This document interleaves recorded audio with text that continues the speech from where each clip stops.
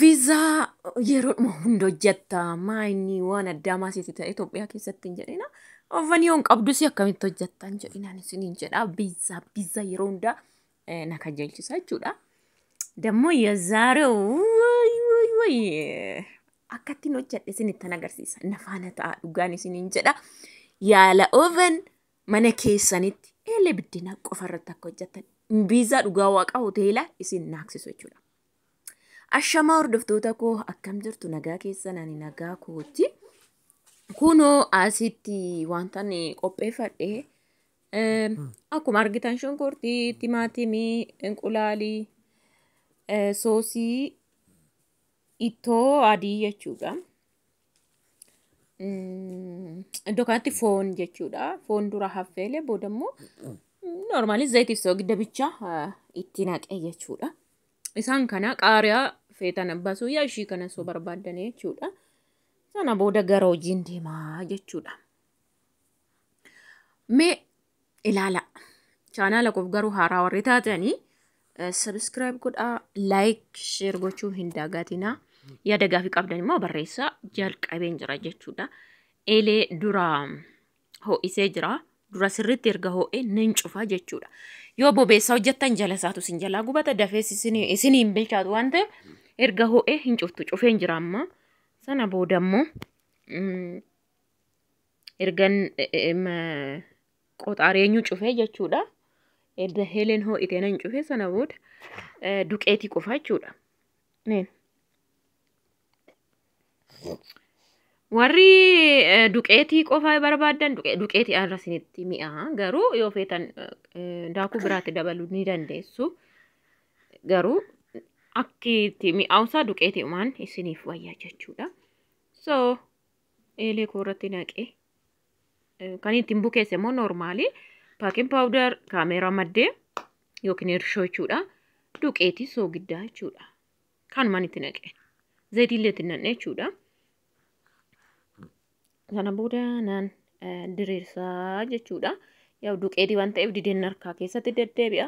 Anuma faana ta'amman xumurutti jechuudha. Yaa hojjechaa yeroo garuu sagalee kana argasiin riikarditti godha. Maaliif sagalee baay'eetu gala. Daa'imni yeroo baay'ee waan ba'uuf itti seenaa sana ganaa jechuurra jedheen sagalee malee waraabeen booda riikarditti godhaa jira jechuudha. Hin beektu yeroo baay'ee sirii gala een yaada. So narkaa deddeebi'a duqeetii waan ta'eef. Na gidduu isaa haphistanii caafii akka inqulaalii yeroo itti naqxanii irratti sin jalaan nam'ineef akka furdisuudhattu jechuudha. Iddoo kaan sirrii duqeetii waan ta'eef hin afuufama waan ta'eef baay'ee haphisa. Eelee guutuudhumaan hojjedhee ani jechuudha. An argitu yoo ta'e jechuudha. Yeroon xaxxaaf argaa jirtu eelee ammuma caafittan hojjedhaa jechuudha.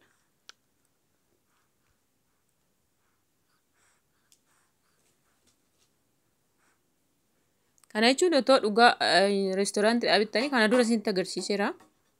Baay'ee tokko gimmaasha isaa 500 yoo argitan kan akkaniin an hojjedhe kun yoo waan bira umaa hin qabu kanarraan adda isiniin jedheera. Inqulaalii umaan hojjetu chiiziin hin jiru.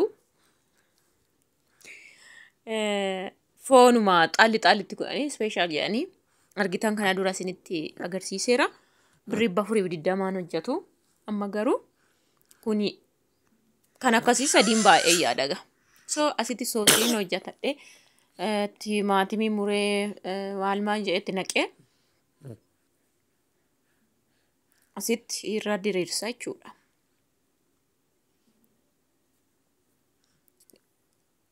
Akkasitti amma wal ga'utti irra diriirsaa. Kan ammoo kan irraa jedhe timaatimii tokko normaalii barbaree maankaa tokkotti naqachuu dandeessu. Yoo timaatimiin keessan diimaa ta'uu baate zayitiidha. Qimamii qabdan itti achuu dandeessu jechuudha. Qimamoota jiru. Yoo shokolata miti intini maqaan ishii maashinii kan lafarra lootu sana alaa sana yoo qabaattan bareedduudha biizadha jechuudha. Ginaan normaalii qimamii uumanitti ta'e wanta baay'eedha kan walitti tumamu jechuudha. So giddaa zayitii kanumaan hojjedhe jechuudha. Neen akkanatti caafiidhaan ga'e akkan harkaan dhangalaaneef maankadhaan akka haphisuu qarqaratti akka furdatuun barbaade jechuudha. Akkasitti waliin ga'ee sitti timaatimii qoqaniin muree immoo baay'ee haphisee jechuudha. Naan muruu asitti Timaatimii tokkoof walakkaa waan akkasiin tokko soofeetan lama soofeetan itti naqachuu dandeessu jechuudha. So timaatimii akkasitti waliin geessu. Yoo oovanii maleedha isiniin jedhe egaa qe'ee keessanitti mana keessanitti yookiin uumaa otoo waan tokko hin barbaachifne jechuudha. Kun immoo qaaraa bifaa fi waan ta'eef isheedhuma xiqqoon irra buufadhe.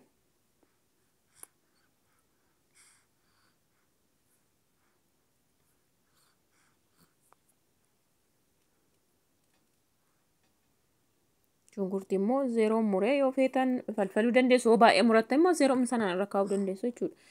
Yeroo nyaattan muruun keessaniin oolu. Sanaaf adda adda yoo baaftan isiniif mijata jechuudha. Oovanii qabu biizzasan bitaa, oovanii qabu biizzasan nyaadhaa. Eeleuma keessatti maalumatti fayyadamtu waannan baruudha. Tokkoffaa yoo isin eelee lokkoftanii hamma qoorutti irra gootan tokko gubbaan isinii qooru lama isin jalaa gubata jalli goggogaa isin jalaa ta'a jechuudha. Kanaaf erga hoo'ee dhaamsuudha jechuudha. Asitti foon akkuma isinitti zayitii maddee tokkoo fi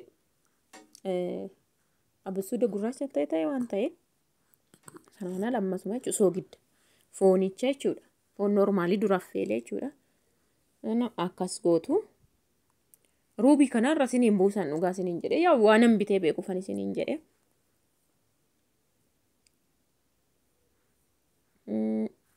Akkasitti waliin gaattu jechuudha.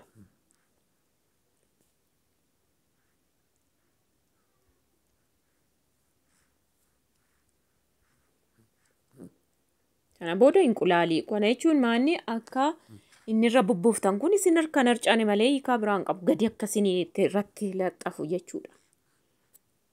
So akkanatti qal'istanii inqulaalii sirriitti rukuttanii jechuudha. Yoo firiijii keessaa fuutan lafa kaa'aa dura. Malee wal harkisee dubbii isin harkaa jira waan ta'eef lafa keessanii sirriitti rukuttanii qal'istanii akkasirra diriirsitu jechuudha. So qaaraa shunkurtii timaatimii sarara keessan gaditti isinii qaba jechuudha. Hiikaa biraan waan qabu. Kana akkasitti lamas feetan sadii feetan amma feetanitti naqachuu dandeessu.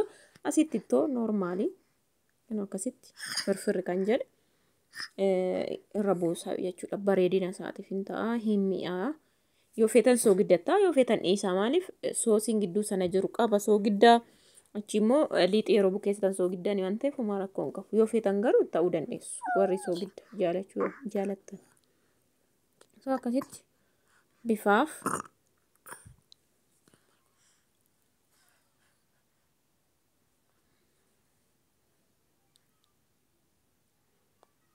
akkasitti waliin geessuu kana caala kanuma jechuudha beezan dhugaa waaqaa yeroo nyaatamu kana isiniin hin jedhu jechuudha. Anyways akkas erga gootanii ni qadaaddu jechuudha. Qasseeta hurka isaatiin gubbaan isaa bilchaata jechuudha. Amma haala kanaan jira. Kana jechuudha. Kana booda itti qadaaddu qas jedheet bilchaata. Liixinis wanti gubbaa jirus jechuudha. Qadaadee jira kun haala kanaani. Gombisaa yookiin eeleetti qadaadee jira jechuudha. Kaameraa gargar kutee yeroo deebi'u irratti xoolagee qooree hundumti isaatu jechuudha. Jallisaas ilaalaa waliin isinii qaba. Kun harkaan qaqqabadhee jira. Baay'ee xuuxxate jechuudha. Una jala salaala bunni bareedduu tokko jechuudha dhugaa.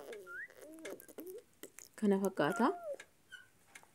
Baqa xuuxxatee goggogee jechuudha. Inqulaaliin isaas irratti goggogee jechuudha. Akkuma argitan harka kootiin tuttuqeessin agarsiisa. Xumurree jechuudha. Asitti immoo harkumsanaan ambaashaa beekee ishii xixinnoo zeeroon hojjedhani. Iddoo tokkotiin haadha isaa kun akkasitti wattaaf. Gaafa akkasiin ijaa garuu kun qamadiidha jechuudha. Ambaashaan immoo ambaashaa duqeetii faana jechuudha. Akkasitti immoo asumaan harkum kanaan irra kaawwadhee kaameraa kukkutaanii isinitti dheeressee garagalchee ka'een immoo isinitti agarsiisee jechuudha kun.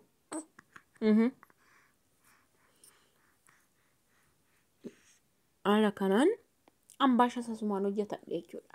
Piizzas ambaashaa si'a tokko jechuudha. Kana yaada gaafii qabdan immoo barreessaa isinii asirrattis yoo yaada qabaattan jechuudha. Yoo gaafii qabaattanis komantii jala naa kaasiniin jechuu jaaladha. Haala kanaan dasnan jedhuun xinneessanii hojjetanii jechuun amma sumuluun caafii biddeena jaaladhu bulee nyaatan jechuudha jechuun bashamma xinneessanii hojjetan